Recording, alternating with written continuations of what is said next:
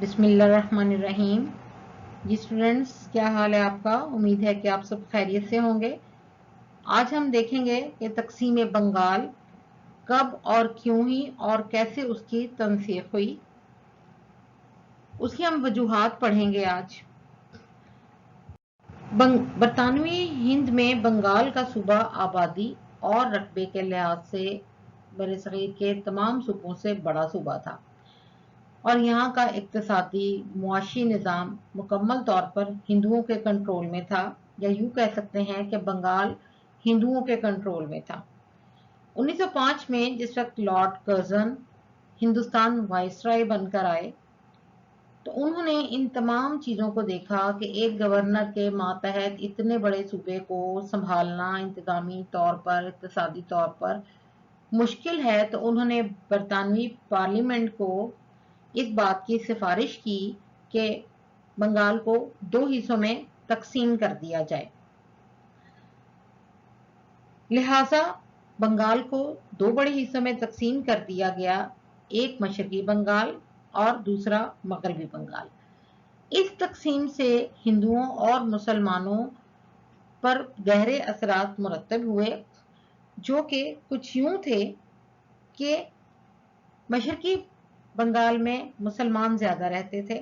جب اس کو تقسیم کیا گیا تو مسلمانوں پر اچھے اثرات مرتب ہوئے، اور مغربی بنگال میں ہندو رہتے تھے۔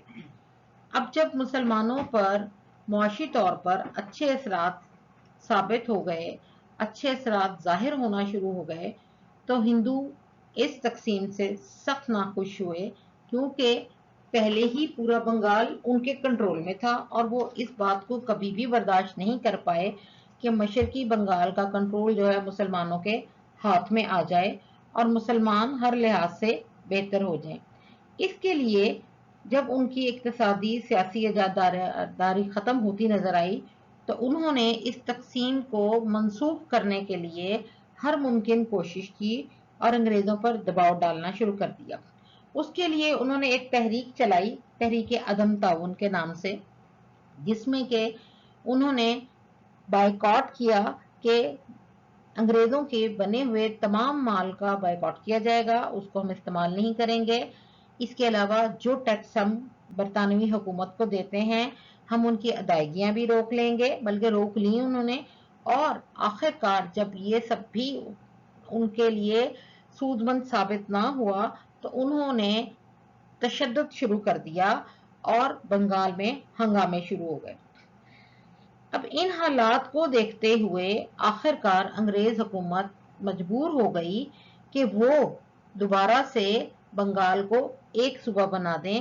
لہذا 1911 میں اس کو واپس سے ایک صوبہ بنا دیا گیا، اس تقسیم کو منسوخ کر دیا گیا، جس سے کہ مسلمانوں کو بہت زیادہ گہرا صدمہ ہوا، اور وہ اس بات کو اچھی طرح سے سمجھ گئے کہ ہندو صرف اپنے فائدے اور بھلے کا ہی سوچتے ہیں، مسلمانوں کی ترقی اور مسلمانوں کی پریشانیوں کا ان کو کوئی اندازہ نہیں ہے، جس کی وجہ سے آپ یہ کہہ لیں کہ اس بات پر مجبور ہو گئے کہ ان کی بھی اپنی کوئی ایک جماعت ہونی چاہیے۔ اب اس کا اگلا لیکچر ہے، ہم یہ دیکھیں گے کہ اسی کی بنا پر جو ہے مسلم لیگ پھر قائم ہوئی۔ اب جو میں نے آپ کو یہ لیسن پڑھا دیے ہیں اس میں پس منظر ہے تحریک علی گڑھ اور سر سید احمد خان اور تقسیم بنگال ہے۔